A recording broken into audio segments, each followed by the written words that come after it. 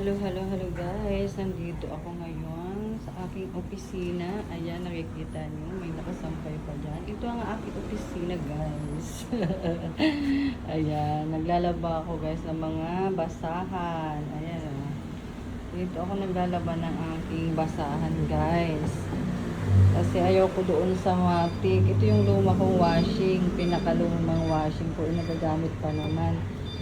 Ang sira lang kasi nito guys, kapag ito binaba mo, ang tubig mauubos. Kaya dapat nakataas siya kapag gagamitin. Ayan, ito yung pinaka luma-luma kong washing. And then, yan yung ginagamit ko sa paglalaba ng mga basahan dahil hindi pwede doon sa matik. Dahil syempre, yung mga dumi niyan, di ba, ma-stuck doon. Mga bakterya, ganon. Tapos, ayan guys, habang naglalaba ako dito at naghihintay. Siyempre guys, mag-exercise ako. Akala mo naman nagagamit to. Diba guys? Hindi ba halata guys na nag-exercise ako? Comment below guys kung halata nyo or hindi.